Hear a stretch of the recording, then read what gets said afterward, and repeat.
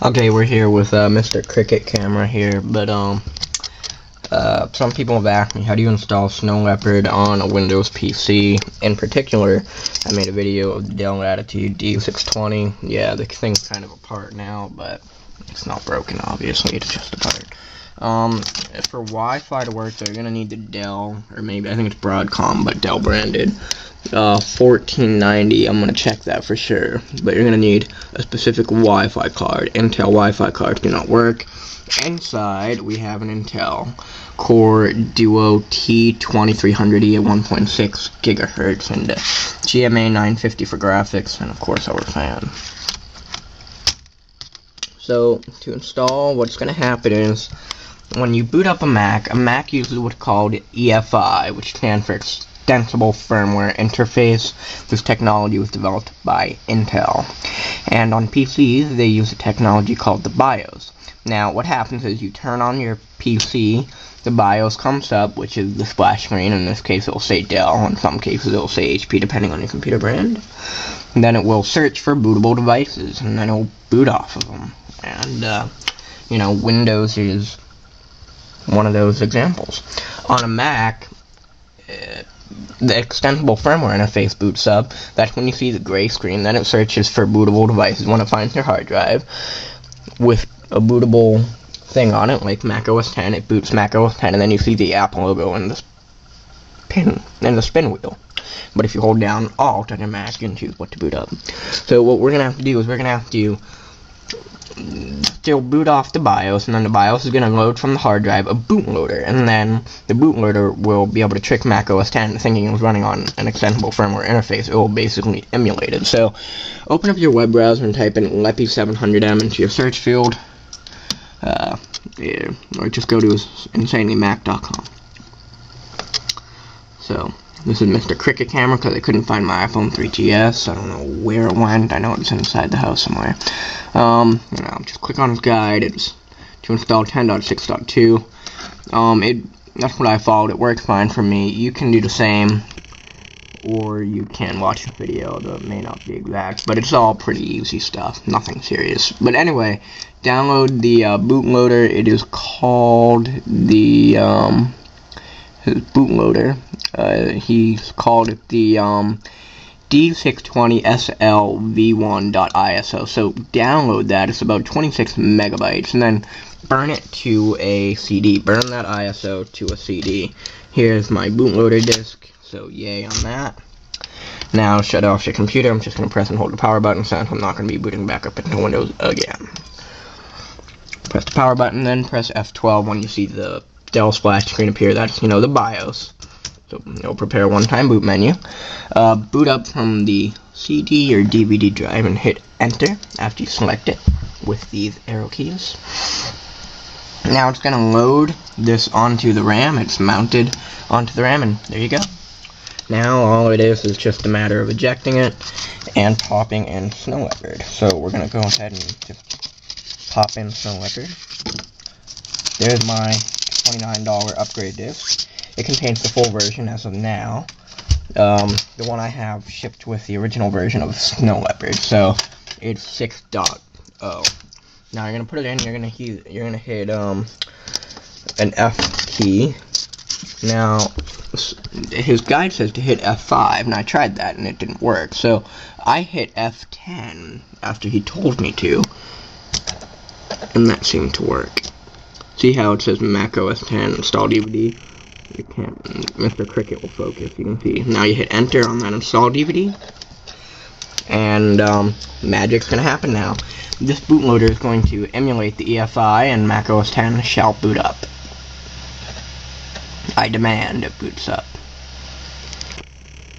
A little text is appearing in there. So now you can see there's our favorite. Now we have a pinwheel. I can see that camera's getting in and out of focus, and I can hear Cricket. That's why I've heard the name. So do not rely on this camera. This Kodak Easy Shares E612 is garbage. Cheap Chinese crap. I like the Cricket.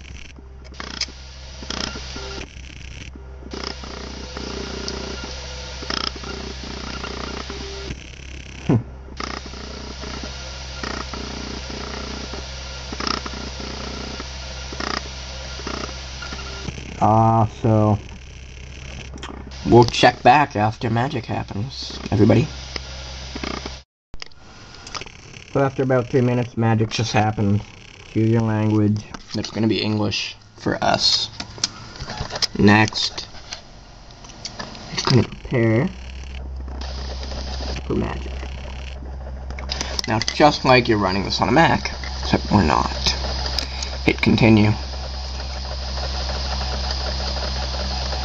Now, when we're done here, audio drivers did work.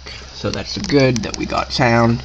We're able to watch that cool OS video from OS 10. Now, agree to the license agreement or nothing exciting is going to happen.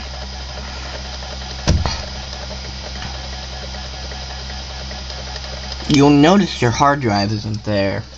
Hell didn't freeze over, by the way. Just go to Utilities and hit Disk Utility. And, you should see Disk Utility come up in a minute.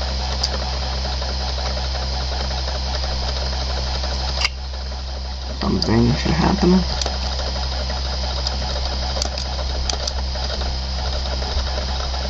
When we go to Utility, yeah, hard drive did show up, but it's a real pain in the ass. Oh, now it's gonna show up.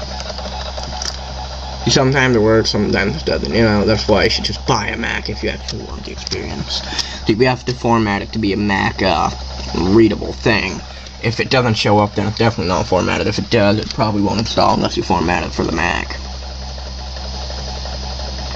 Oops. And spend a nice hour and a half gathering disk information. It really only takes about 10 seconds in the real world. But this isn't real. Cricket, cricket, cricket, cricket. It's a real pain in the rear end. Oh!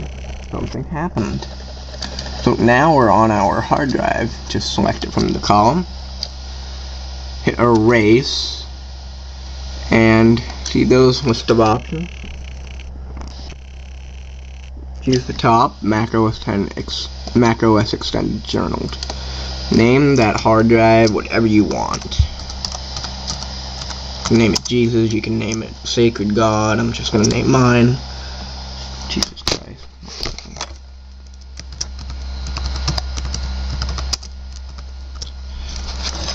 I'm gonna name mine the ultra familiar Macintosh HD. Hit erase. And of course we want to confirm this. I really want a tripod for my birthday.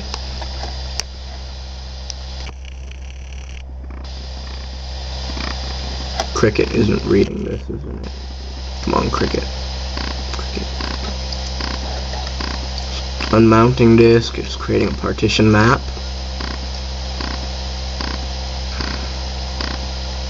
It's now partitioning our drive.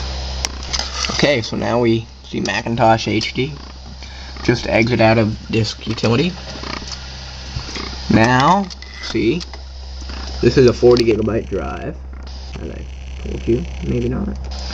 And so we just continue on that hard drive. We hit, whoops, what did I hit?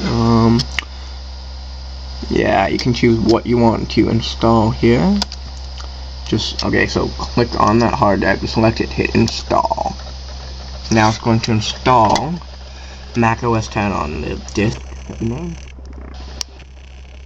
For me, this took an hour and a half, so pretty much what's going to happen next is, usually it would say install successful, it's going to say install failed.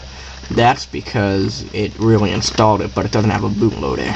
So what you're going to have to do then is you're going to have to take that disk that we previously inserted, that bootloader disk, you're going to have to shut the computer off, then reboot, then eject that disk drive, and then put in this, and then meanwhile it's not going to do anything because the bootloader isn't there. You're going to have to restart off this, and you're going to have to boot off the CD, and then choose that Macintosh HD. Then you're going to install the bootloader that came on this disk to the hard drive, which is all easy to do, and then you're going to be able to get all set with this. I'll explain that as we go on. So 30 minutes to